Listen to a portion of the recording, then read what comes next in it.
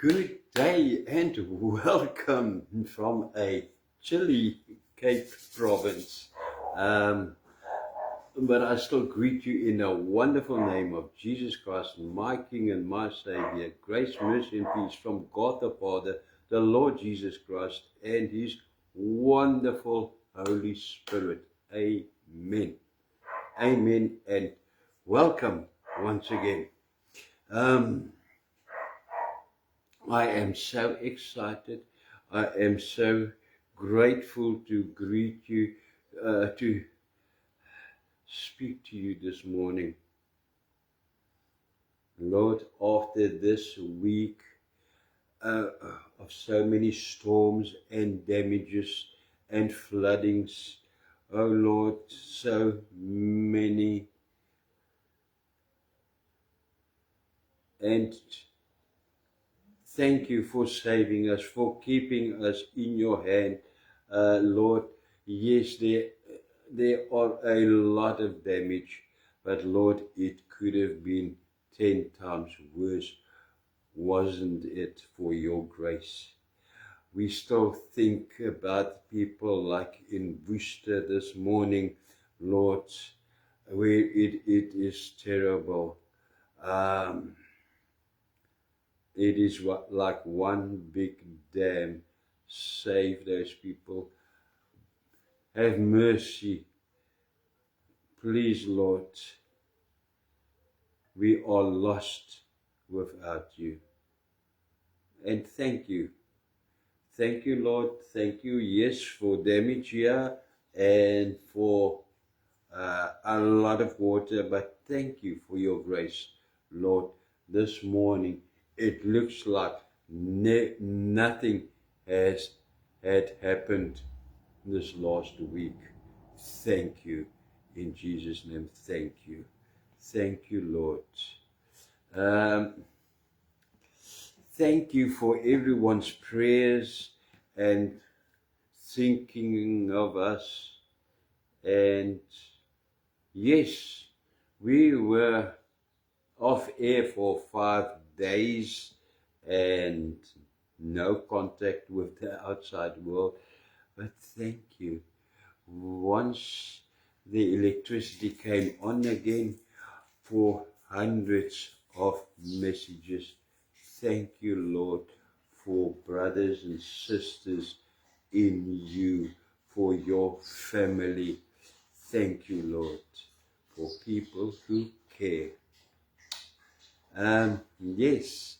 So you can see why I am so grateful this morning, and I can actually stand. Wow, I can stand, I can move today. Thank you, Lord. This hip is bearable today. Thank you.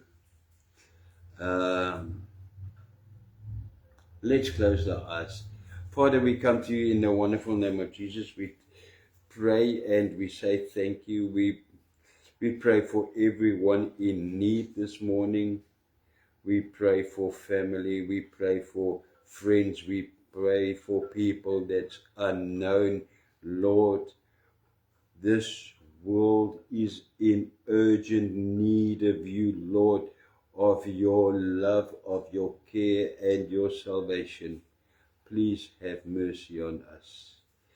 Lord, also bless those who's been so faithful to you with their tithes and offerings. Thank you, Lord, that not one seed, not 1 cent is kept behind somewhere in someone's pocket, in a bank or anything. It is all in fertile ground this morning. I think of people like the friend of Jesus, the Elliots, the Wit, Gansbaai, the person by the name of Gansbaai, the Groenewalds, Lord, so many, and so many with no reference. Bless them all in Jesus' name. Amen. Amen and amen. Someone said, I'm looking forward to this message a one sentence message. It's going to be short and sweet, not that short and not that, because it's going to be the best of half an hour, I think. But yes, what an interesting title, maybe. A one sentence message, or let's call it sermon. Jonah chapter 3 verse 4 is our text. Let me start by saying, at one stage in my life I was very religious, and I went to every church service every week and every gathering where they spoke with great impressive words and using these big words, only for me to never really understand what was being preached about.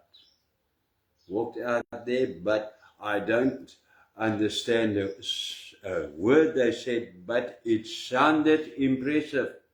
Thank you, Lord.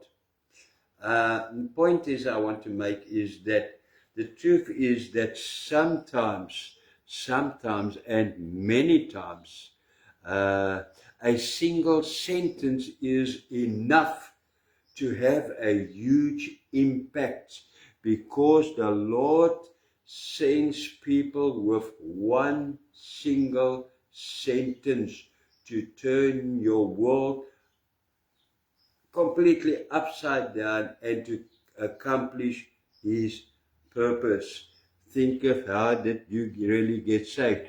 Was it by one long message, or actually just one thing that was said? Yeah. Now, this is not strange, because there is such a one sentence message recorded in the Bible. One sentence that saved an entire city.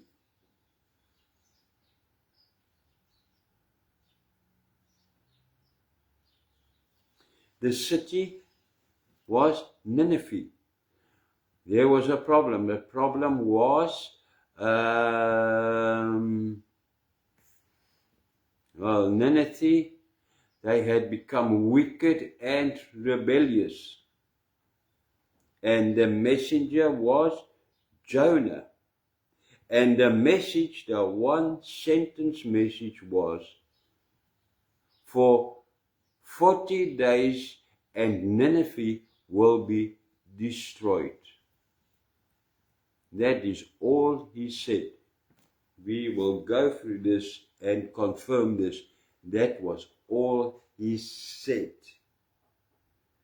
A message from God, one sentence. A sermon, let's call it. One sentence that turned everything around. In Jonah chapter 1 verses 1 to 3, the Lord gives Jonah his command. It reads, the word of the Lord came to Jonah, son of Amittai. Get up, go to the great city of Nineveh and preach against it, because its wickedness has come before me. But Jonah got up to flee to Tarshish, away from the Lord. He went down to Joppa, where he found a ship bound for Tarshish. He paid the fare and boarded it to sail with them to Tarshish, away from the Lord.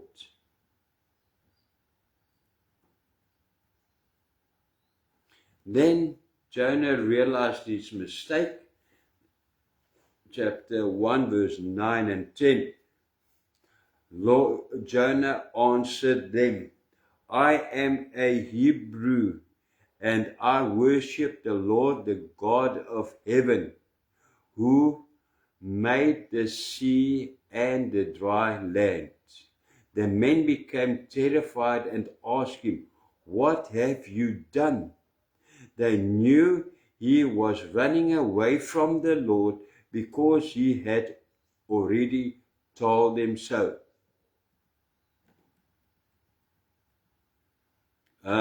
Then they throw him overboard, and Jonah receives his command a second time in Jonah 3, verse 1 to 3. It reads, "The word of the Lord came to Jonah a second time. Get up, go to the great city of Nineveh, and proclaim to it the message I give you." Proclaim the message I give you. Then Jonah obeyed the word of the Lord and went to Nineveh. Now Nineveh was a very large city. It took 3 days to go through it, and brought his one sentence message. He brought his one sentence message in Jonah 3, verse 4. Jonah entered the city and walked through it for a day, proclaiming, 40 more days and Nineveh will be overthrown, and nothing else. One sentence. And the result of this one sentence message is in Jonah. Let's go on, chapter 3, verse 5 to 10. It reads, listen what happened with one sentence. The people of Nineveh believed God. They declared a fast, and all of them, from the greatest to the least, put on sackcloth. When the news reached, wow, listen to this wasn't the end. When the news reached the king of Nineveh, he rose from his throne, took off his royal robes, covered himself with a sackcloth, and sat down in the dust. He issued a proclamation in Nineveh. What was the proclamation? By the decree of the king and his nobles, do not let people or animal, herds or flocks taste anything. Do not let them eat or drink. Let everyone call urgently on God. Let them give up their evil ways and their violence. Who knows? God may yet relent and with compassion turn from his fierce anger so that we will not perish. Amen. Wow, wow, wow. That is the result of one sentence. Now, when God saw what they did and how they turned from their evil ways, he relented and did not bring on them the destruction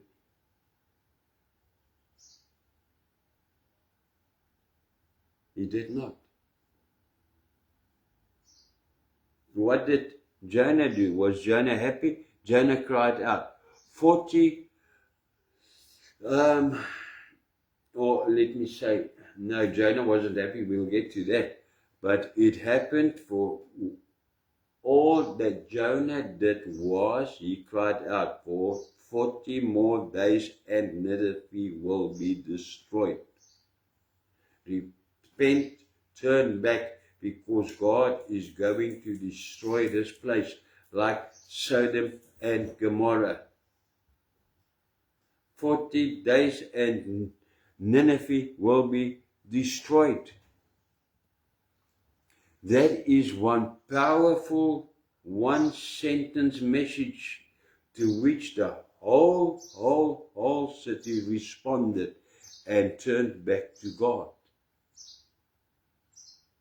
One sentence. One sentence like maybe you are supposed to bring. The Lord wants to use you. Yes, Jonah, you thought, well, I'm not a preacher, why are you using me? The Lord says, you are not a preacher, I want to use you. One sentence. But to be honest, if I look at this up to here, then I have a few questions, such as, why would the Lord use someone as stubborn as a donkey as Jonah? Why would the Lord use someone like that? Another is, why didn't God use someone local? Surely there were priests in that town who could preach well and warm the people seriously. Because the Lord did not want to preach to them, He wanted to save them. Why didn't God just speak to the people Himself? Why didn't God destroy Jonah too in the process? Because he was very disobedient. You see, the point is, the Lord's ways are not our ways, and our ways are not His ways. Simple as that.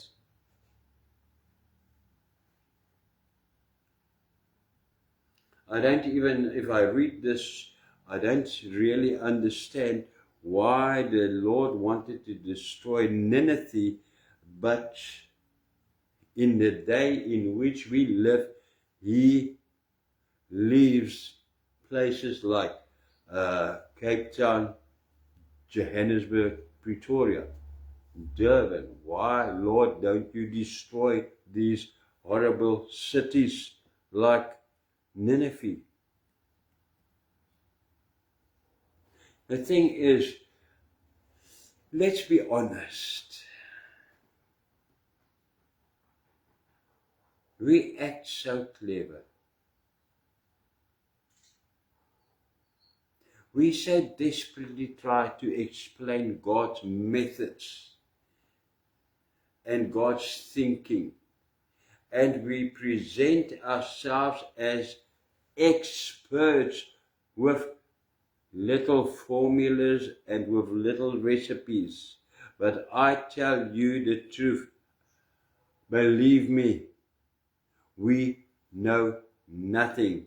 I can stand here before you, and you can call me whatever you want to call me, with impressive papers. You can call me doctor, you can call me professor, you can call me anything. But I tell you, I know nothing. I know a few simple things about the Bible, and that is that.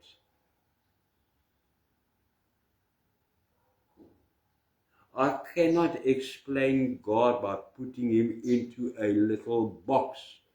I cannot give you all your answers.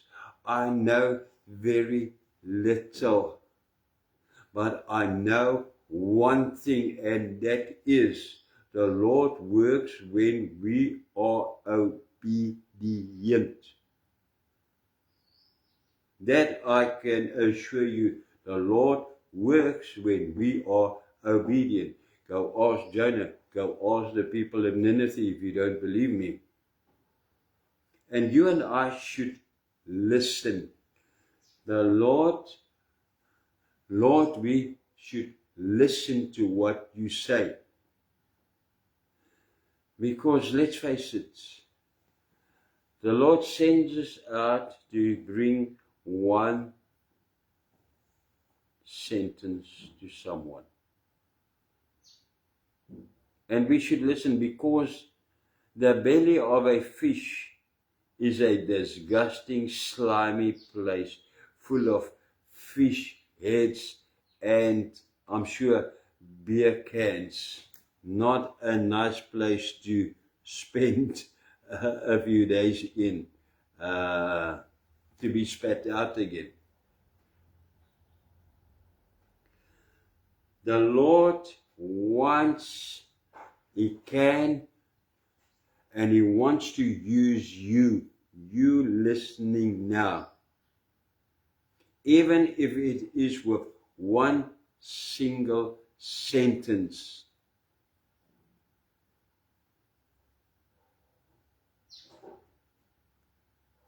Running away did not work for Jonah because the Lord sent a submarine, a big submarine, to rescue the man from his miserable circumstances and still send him to Nineveh.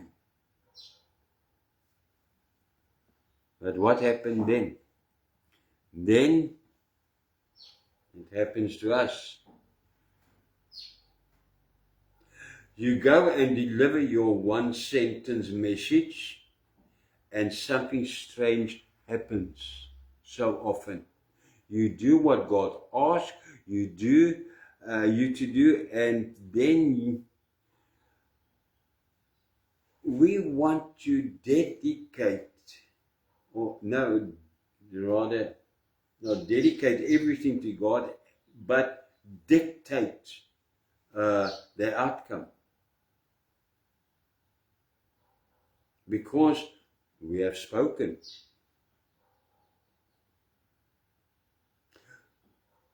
This is actually happening. Lord, I did bring my part. Now you must bring your part and you must do this and that and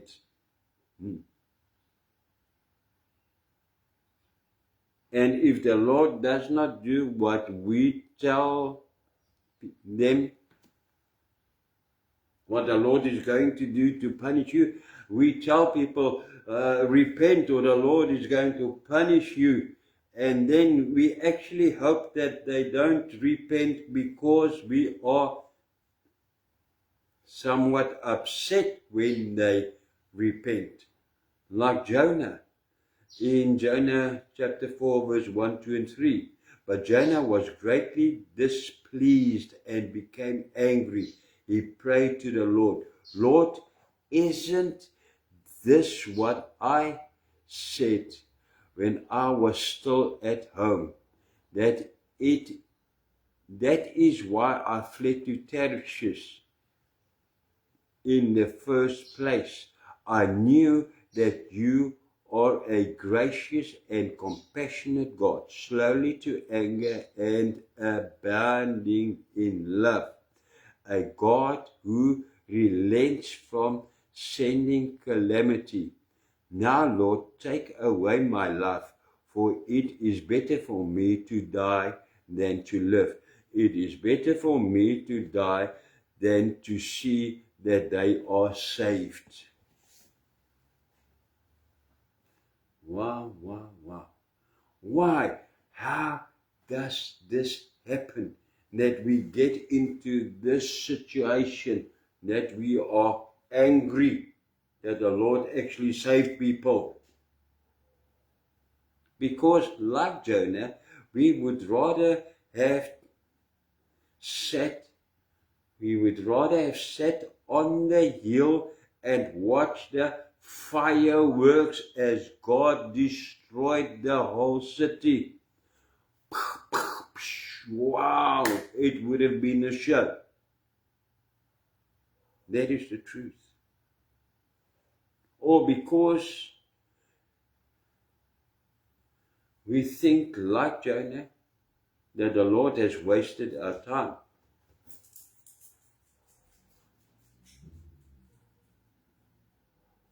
He is in any way going to show mercy. And then we ask, why did I almost drown? Why did I almost lose my life?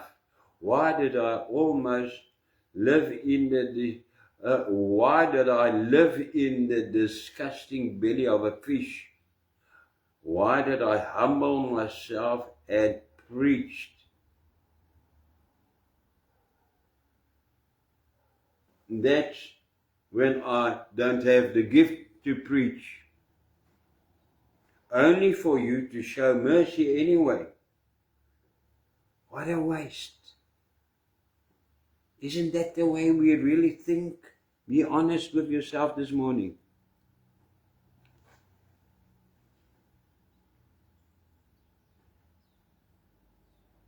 Wow, Lord.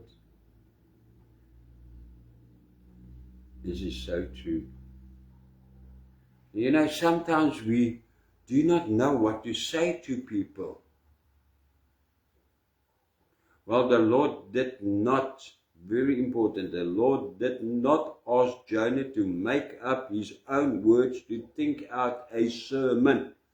In Jonah chapter 3 verse God says, 3 verse 2 God says, proclaim to it the message I give you.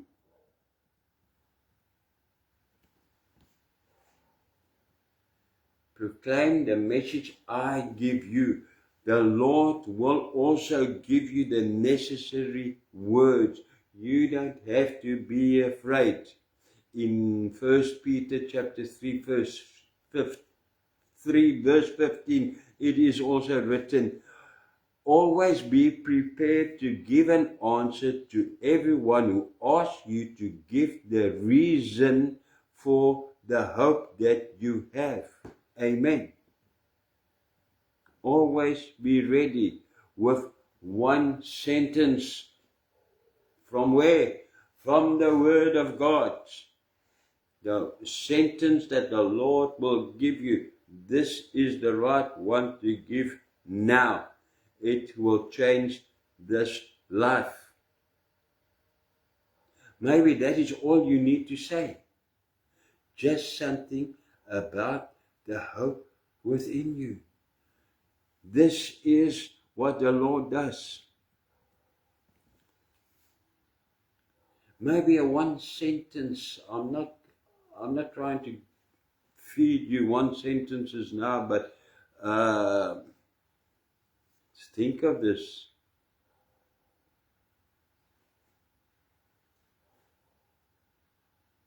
One sentence like, friend, the Lord's love is without end. There is hope in Jesus. Believe it. One sentence. Your suffering will not last forever. One sentence. The Lord's grace is sufficient for you. Amen. The Lord will even forgive that sin,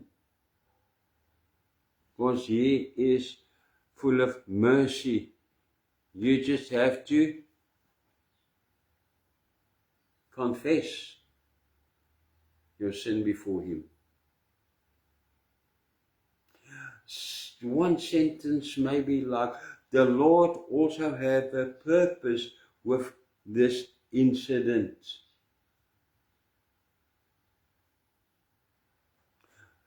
The Word of God is the truth. And very, very important, one of the most important one sentences. The Lord never forgets His promises. Amen. Another one. Jesus died so that you can live. Amen. Word of encouragement, of hope in you. Maybe a word of warning. If you do not repent, your end will be worse than you can imagine in your wildest dreams. People must hear that, but we leave them. We don't need to give them a sermon of an hour. They need to hear one sentence, like the people in Nineveh. If you do not repent, your end will be worse than you can imagine in your wildest dreams. Enough to make people turn around.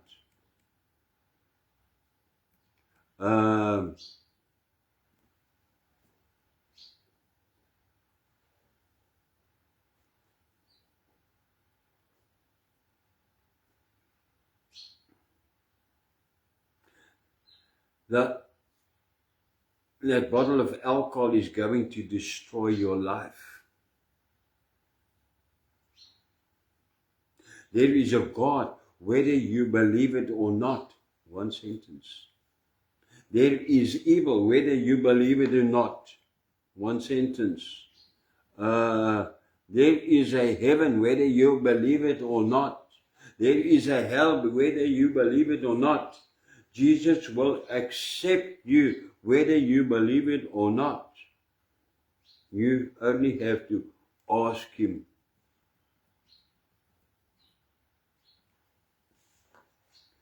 Don't you forget, there is a congregation to talk to out there for each and every one of us to talk to with one sentence. It just depends on whether we are willing to be obedient or not. Each and every one of us get to people every day of our lives, to many people. And the people that we see, that we mix with every day, that is your congregation. And there are many in that congregation who is starving, who's praying, who wishes for a one sentence of hope. Your one sentence message can save someone's life or radically change it, whether you believe it or not. Amen. Don't forget, Lord, give me the courage to open my mouth, to bring out that one sentence and stop looking away. Let's close the eyes. Let's pray. Father, we come to you in the wonderful name of Jesus this morning, and thank you.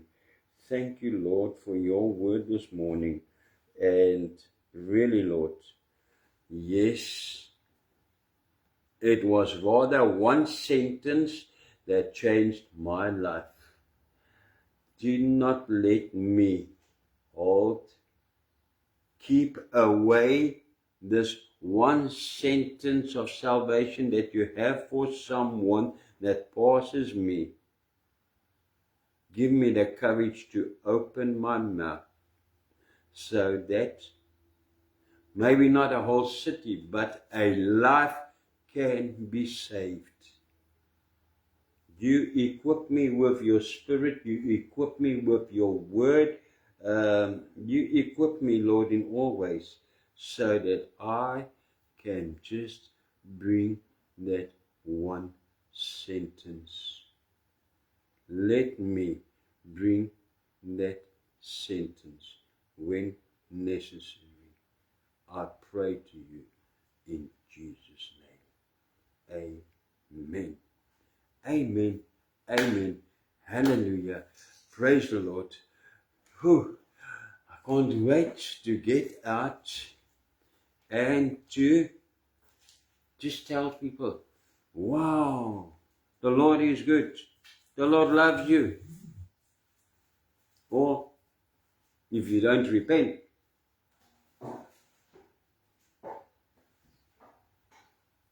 whatever the Lord lays on those two lips. Thank you, Lord. Thank you, Lord, for a message of hope and salvation. Thank you in Jesus' name. With that, I come to the end. I'll give you the blessing of the Lord, first in Hebrew and then in English. Receive the blessing of the Lord. Yerechocheta Adonai dishmarecha. Ya'er Adonai pawanilecha vechofanecha. Yesa Adonai pawanilecha ve'asam lecha. Shalom. The Lord will bless you and keep you. The Lord will turn his face towards you, be gracious to you. The Lord will take you, put you up there with him in his presence and give you peace. Amen. Until next time. Speak your one sentence. Until next time. God bless. Ouch.